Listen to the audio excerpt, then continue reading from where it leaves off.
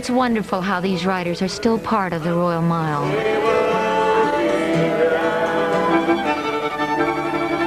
But the city embraces culture of all kinds with the Edinburgh Festival that draws visitors from around the world.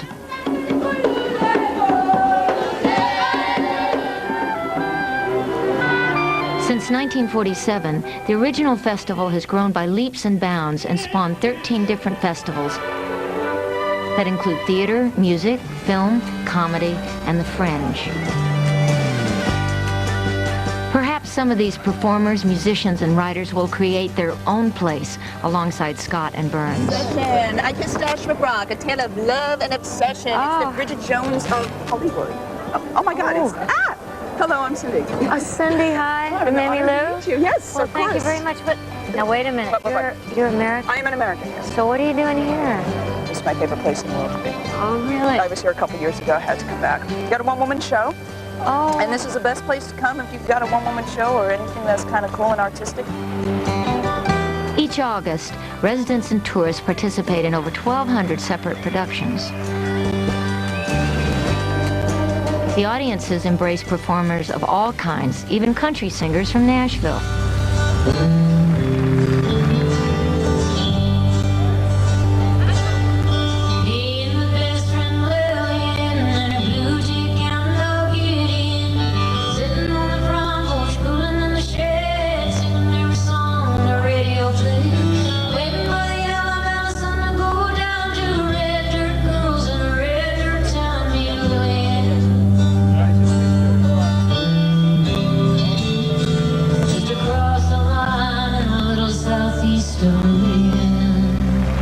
Start off by the difference between a single malt whiskey and the blended whiskeys.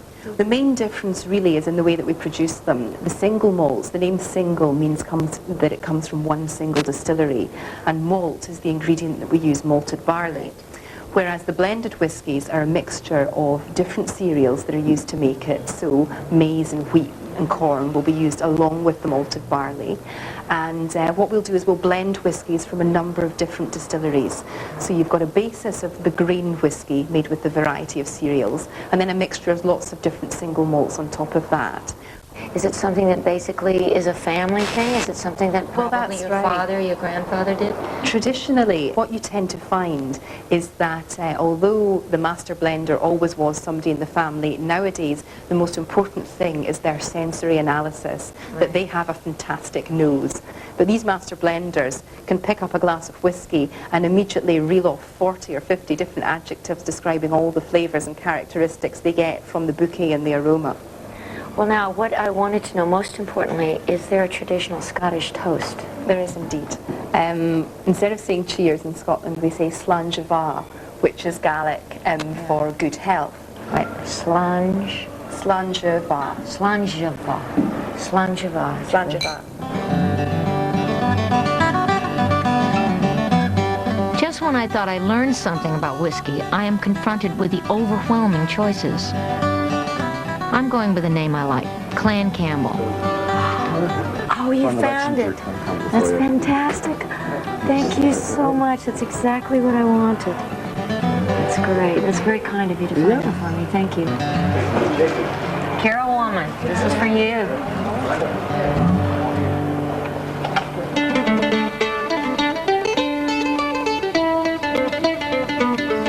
Just up the street from the Whiskey Centre, to the top of Castle Hill and the Royal Mile is, of course, Edinburgh Castle.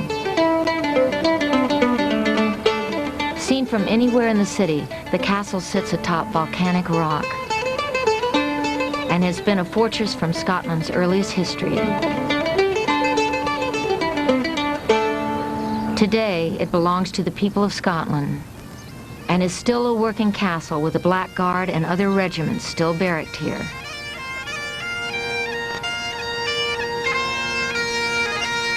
Open to the public, it is the site of many important battles, births, and rebellions. It houses the honors of Scotland, the crown jewels, and the stone of destiny.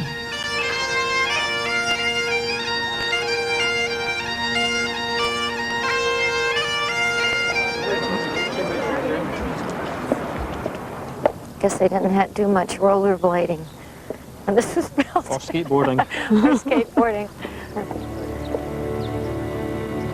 No matter the time in history, Edinburgh Castle has been the prize for anyone seeking power over the hearts and minds of the Scottish people.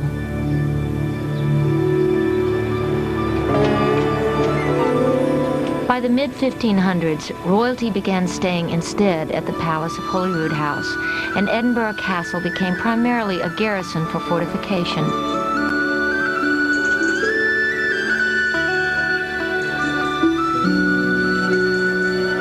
In Crown Square, you can begin to feel the ghosts. Inside the Castle Palace, you can see one of the most historic rooms in the whole country. This room is known as the Queen Mary's Chamber. Oh, well, now, I thought that Mary lived in the castle down the road. She did, but she actually gave birth in the small chamber over there. Really? But she came up here for safety reasons. Holyrood Palace was not secure for her. Right, so this So was, she was a brought- safer place. This for was her a to be. safer place, yes. Right. Oh, can I see where Certainly. the room where she actually gave birth? Wow, it's so small. Yes, this room is known as the Cabinet. And this is where she gave birth to the future King James VI of Scotland, James I of England. It's actually quite a beautiful room, though. Somehow I would think it would feel very safe and secure being small like this. Okay, so, After you. all right. Thank you.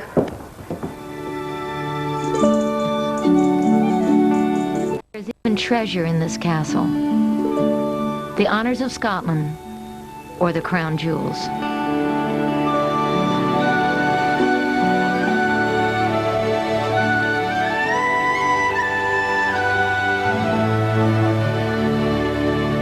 The centerpiece is the Crown of Scotland and dates back to 1540, when it was commissioned by King James I of Scotland and created by James Mossman, the royal goldsmith.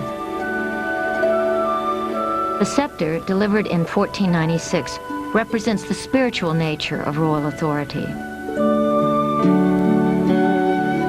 And the sword, presented in 1507, represents the power. Both the sword and the scepter were gifts from popes to the royal house, and they are the oldest crown jewels in Europe.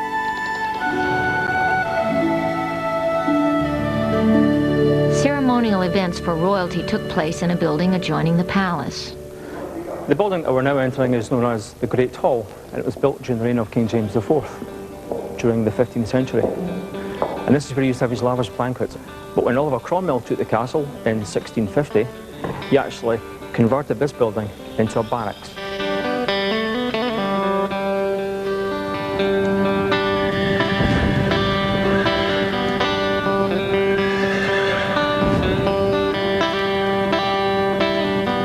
The roof in the Great Hall is a hammered beam roof designed and constructed by shipbuilders and resembles the hull of a sailing ship turned upside down.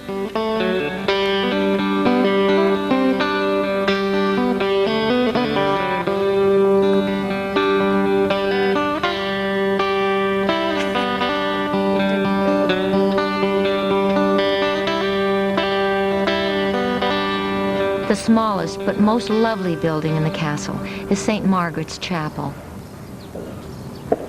Oh, God, look at this. This is beautiful. This is St. Margaret's Chapel, built during the 12th century. And this is the oldest surviving building in Edinburgh Castle and the oldest building in Edinburgh. Really, this building.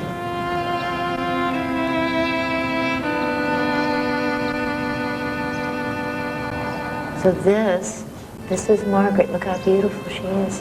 Queen Margaret, or St. Margaret as she's better known as today, canonised as a saint in 1250 for her charitable works. Constantly doing charitable works, constantly fasting. Still in use today for weddings and baptisms, this simple chapel is the heart of the castle.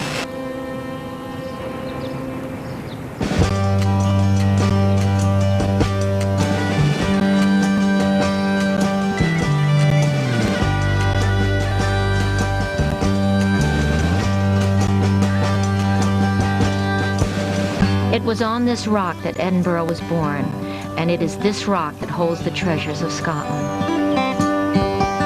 From the battlements and terraces, a king or queen could see their kingdom spread out from the borders and highlands and view the road along the ridge where their people struggled for centuries.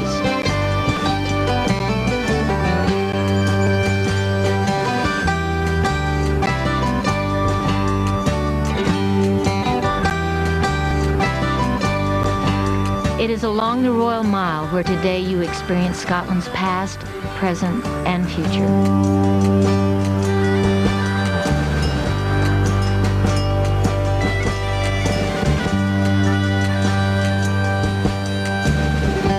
Mile, one of the world's great streets.